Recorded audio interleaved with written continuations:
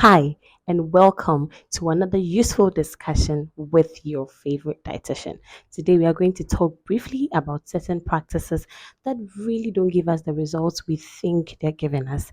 And these are things we do every day on a regular, okay? So stay tuned, I'll be right back. Tell me why you're trying to be healthy, okay? You're trying to avoid eating these high fat fried foods.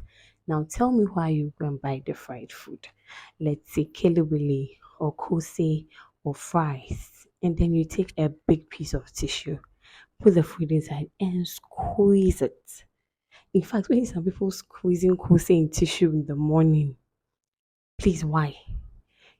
After squeezing it, you're not necessarily losing all the oil. Are you aware? You still have a lot of the oil in there. So rather than of buying it every day and then squeezing it every day and still having your blood cholesterol high or whatever you're trying to treat not going down, why don't you rather cut back on the frequency, okay?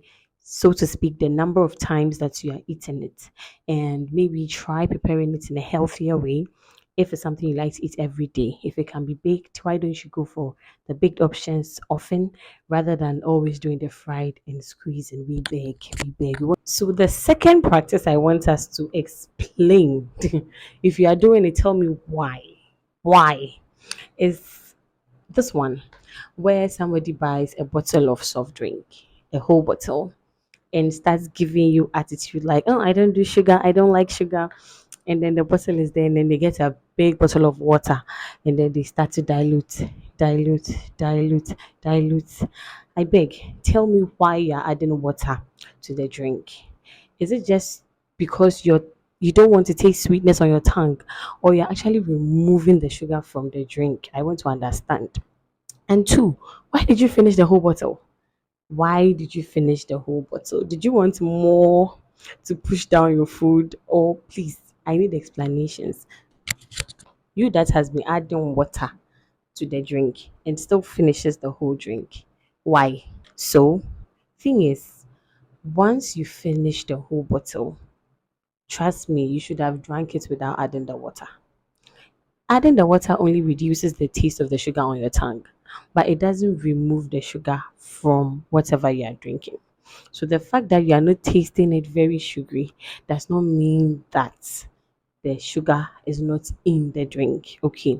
The fact that you have like 200 CDs notes and you dilute it and make it coins doesn't mean the money is still not 200 CDs. It's still 200 CDs, just coins. So the fact that you have added a lot of water to your drink doesn't mean you've taken the sugar out. You just did not enjoy the sweetness. So for me, I think if you're going to add water to the drink because taste reasons, you just don't like the too sweet taste, fine. But if you're trying to cut back on your sugar, then take a little portion of the drink, add your water, and save the rest for later. Better still, I can put my address in the comment section and you look for where I live and bring it, okay? But don't add water and finish the whole thing. Then it's cost 90. You still will have the problem you're running away from. If your condition led to your dietitian or your doctor telling you to avoid sugar, if the word was avoid, adding water to whatever you are taking doesn't take the sugar out. So please, we are begging. The other practice that I've always been looking for answers to is this one, before meal. And they tell you is to boost the appetite, is to make me eat more, is to make me eat more, and all that and all that and all that. But why do you want to eat more? And the same person wanting to eat more with the alcohol still wants to lose weight. How do we achieve the results? Let's break it down. Even though some studies have stated that alcohol has this appetitive effect, simply means it can trigger you to eat more. There are still studies going on about it because a number of the studies do not agree with this, and then some studies agree with this. Even with the studies that agree with it, some say it's because the alcohol tempers with some parts of the brain that regulates your behavior with food. Even in these studies, it still goes down to say the main reason why you're eating more after taking the alcohol is more psychosocial than specifically related to how your body is working. So, for example, you're already told that in tree they'll say your budidi, like we want to take something and eat like a base to expand the stomach. That's what breaks my heart. Why are you using alcohol? Is not going to expand your stomach size. Please, your stomach size will not increase because you've taken alcohol. So the main reason why you're eating more after taking the alcohol could be because of the appetite effect, or the fact that you have this mentality about it. So you, especially when it's group eating, the fact that you're eating in a group alone makes you want to eat more, because that feeling of somebody's eating more, you want to catch up, is there. It's not really the alcohol doing everything. At the same at the same time, I want you to think about the negative effects of alcohol on our body, which will be a later topic we'll discuss on here. But there are a number of negative effects of alcohol on our body, and I want you to drop the ones you know in the comment section. Some benefits, some negative effects, whatever you've heard, whatever you've read, okay, just drop it in the comment section and we will address it. But if you ask me whether that practice of taking alcohol before meals should be encouraged, I would say no, because alcohol has more negative effects on the body than positive. So if you are somebody who drinks casually, like occasionally, then you don't have to increase your intake more by indulging in these practices.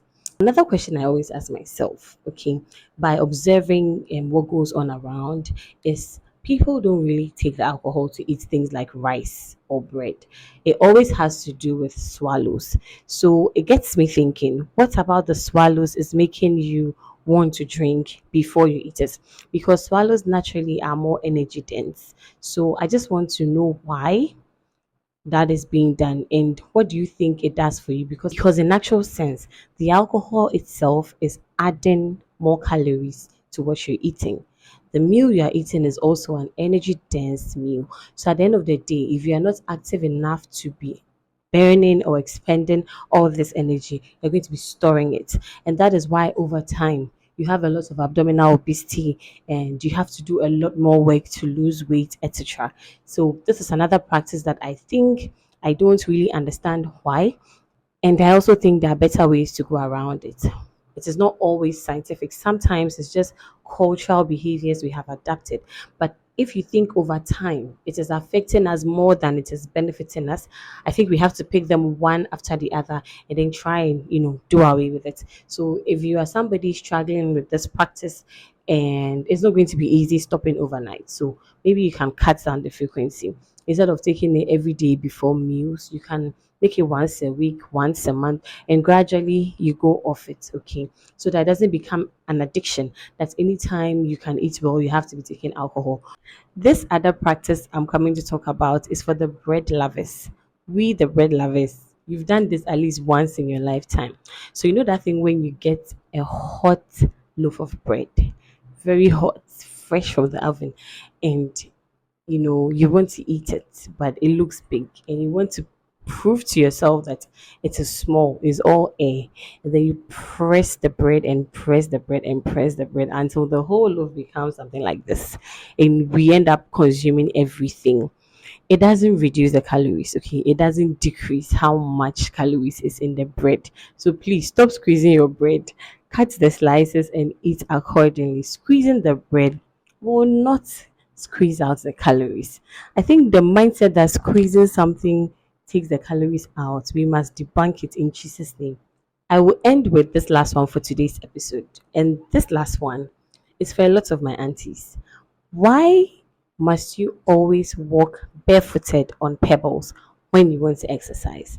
I don't know where this mindset stemmed from, but everybody is doing it. Before you exercise, they take off their footwear and they are walking on gravels, especially barefooted. It may have some benefits. I'm told it's very practical when it comes to herbal medicine and all these other traditional ways of treating diseases. But you want to lose weight. We need you to be active. We need you to move. And you're taking off your shoes and you're walking on gravels, and you have to take your time so it's not piercing you the wrong way, and you are going slow.